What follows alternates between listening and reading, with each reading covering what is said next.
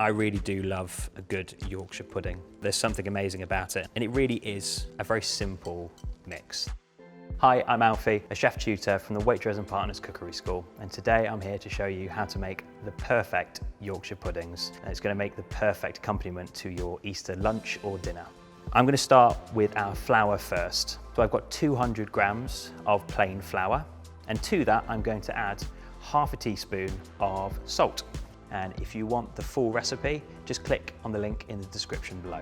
And now we need to beat our eggs. So I'm going to be using 4 whole eggs. So we just need to break our 4 eggs into a separate bowl. A great little tip if you struggle and you get lots of eggshell in your eggs when you break them is just tap them onto a flat surface first. So until they bruise, and then 2 thumbs in and pull them apart. Beat them to the consistency you'd get your eggs for a scrambled egg. I've got milk and water in this jug here. So I've got 150 mils of full fat milk, and I've got 150 mils of water.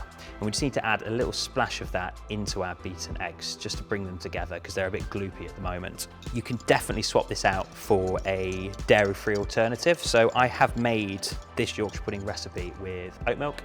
And what I did is I took out the water and I just did 300 mils of oat milk, and that will be the same for if you want to use rice milk. Talking of alternatives, you can use a gluten-free flour because your egg's going to give you the rise in your Yorkshires. We're just going to add our egg mixture. Just going to add in half now and bring it together. What's important about using a whisk? You have to whisk in one direction. If you whisk backwards and forwards, you're not going to get rid of your lumps. Always keep moving in that direction and you really will reduce the amount of lumps you have. Just going to pour in the rest of my egg and milk mixture. So now I've whisked in my egg mixture, I can now start putting in the rest of my milk and water mix. So I'll probably put in about 150 to 200 mils, and then again, repeating that process, just going in one direction. The batter's looking lovely and smooth, and the consistency I have is like a double cream. We can now leave this to rest, or we can use it straight away. If you rest your batter, if you've got the time to rest it, it's going to thank you massively. When you rest your batter at room temperature, what's going to happen is your gluten is going to develop, and that's going to give you a lovely texture and also more flavour. It's the one thing I would strongly suggest. If you can do it, do it. So I'm just going to get my tray that's been preheating in the oven. I've made a lot of Yorkshire puddings. My personal advice is always preheat your tray and preheat whatever oil you are using. We're using a vegetable oil here, preheating at the temperature 220 degrees. And I've left this tray and the oil in for about 10 minutes. Try not to drip the Yorkshire pudding mix on the side of your muffin tin. If that happens, when it rises, it kind of attaches and it affects how it rises. So if you really want that lovely risen Yorkshire pudding, then do try and be clean. I've got a little bit of batter left, so I can just top up my Yorkshires to make sure I use it all up.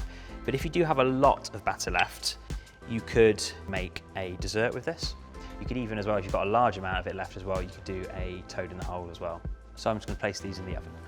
I can smell the kitchen smelling lovely. It's got that really unique Yorkshire pudding smell to it. Yorkshire puddings are out, so that's 25 minutes. Smells amazing, they look incredible. They are going to be really hot when they come out first, so just be careful. I'm going to brave it because I really want to show you what we're looking for with this Yorkshire pudding. So we can see we've got a nice hole in the centre. It's nice and crispy. It's crispy on the bottom.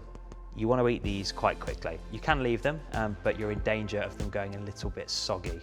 I've always loved Yorkshire puddings. I know some people will tell you it only goes with beef, but for me, any roast dinner, Yorkshire pudding.